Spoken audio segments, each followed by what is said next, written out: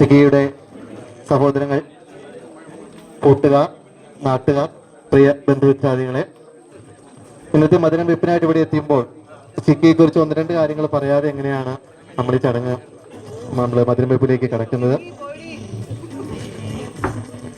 ചിക്കി നമുക്ക് എല്ലാവർക്കും അറിയാവുന്ന പോലെ ജോയ്സൺ പാപ്പന്റെയും എൻ്റെ അമ്മയുടെയും ഒരു പ്രിയപ്പെട്ട മകളാണ്. ടോണിയുടെയും ഉണ്ണിയുടെയും പ്രിയപ്പെട്ട ഒരു സഹോദരിയാണ്.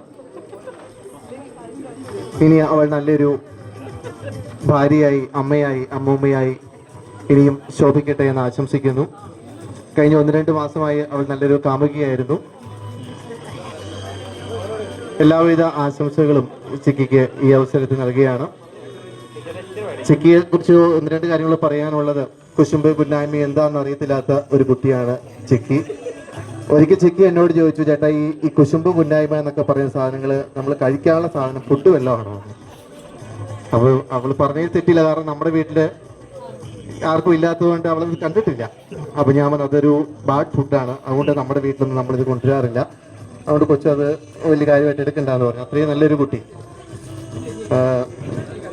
പിന്നെ അവള് നല്ല ധൈര്യശാലിയാണ്, പറയാതിരിക്കാൻ പറ്റില്ല. കാരണം ഇപ്പൊ ഞാനിങ്ങനെ അവള് ധൈര്യശാലിയാന്ന് പറയുമ്പോൾ നിങ്ങളെല്ലാവരും വിചാരിക്കും അവളുടെ ബാച്ചിലേഴ്സ് ആയിട്ടുള്ള ഇത്രയും സഹോദരങ്ങളുള്ളപ്പോൾ, ബാച്ചിലേഴ്സ് ആയിട്ടുള്ള ഇത്രയും സഹോദരിമാരുള്ളപ്പോൾ, അവളുടെ കോളേജിൽ നിന്ന് ബാച്ചിലേഴ്സ് ആയിട്ടുള്ള ഇത്രയും സഹപ്രവർത്തകരെ അവൾ കൊണ്ടുവന്നുകൊണ്ടാണ്, ഈ മധുരം വെപ്പിന് കൊണ്ടുവന്നുകൊണ്ടാണ് നമ്മൾ അവൾ ധൈര്യശാലിയാണെന്ന് പറയുന്നതെന്ന്. പക്ഷെ അത് മാത്രമൊന്നുമല്ല, അല്ലാതെ തന്നെ അവളൊരു ധൈര്യശാലിയാണ്. അവളുടെ ധൈര്യം ഇനിയും മുന്നോട്ട് ഇതേ രീതിയിൽ തന്നെ പോകാൻ കഴിയട്ടെ എന്ന് ആശംസിക്കുന്നു. ചിക്കിയെ കുറിച്ചുള്ള ഓർമ്മകൾ എല്ലാവർക്കും പങ്കുവയ്ക്കാനുള്ള അവസരം ഇതിന് ശേഷമുണ്ട്. നമുക്ക് ഏതായാലും മധുരം വെപ്പിലേക്ക് കടക്കാം. 3 പ്രാവശ്യം ചോദിക്കുന്ന ആളുള്ള നമ്മുടെ ചടങ്ങല്ലേ. ചിക്കിക്ക് മധുരം വയ്ക്കട്ടെ. നമ്മുടെ പ്രിയപ്പെട്ട ക്രിസ്റ്റീനയ്ക്ക് മധുരം വെക്കട്ടെ. നമ്മുടെ എല്ലാവരുടെയും പ്രിയപ്പെട്ട ക്രിസ്റ്റീനയ്ക്ക് മധുരം വെക്കട്ടെ.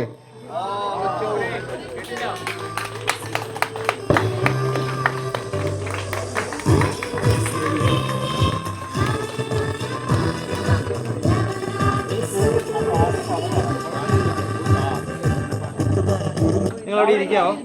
നിങ്ങൾ ഇരിക്കാവോ? ആരും ഒരാൾ കൊടുക്കാതെ ഒന്നിച്ച് കൊടുക്കരുത്. മുഖം വെള്ളത്തിൽ താങ്ങൂ. ഓരോരുത്തരും അങ്ങനെ നേരെ സൈഡ് പിടിക്കും. സ്പൂൺ നേരെ ഇങ്ങോട്ട് മുന്നോട്ട് പിടിച്ചേ.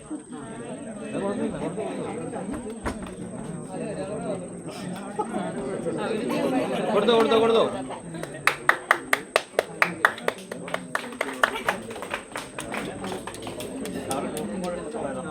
നേരെ നിന്നോ കേട്ടോ.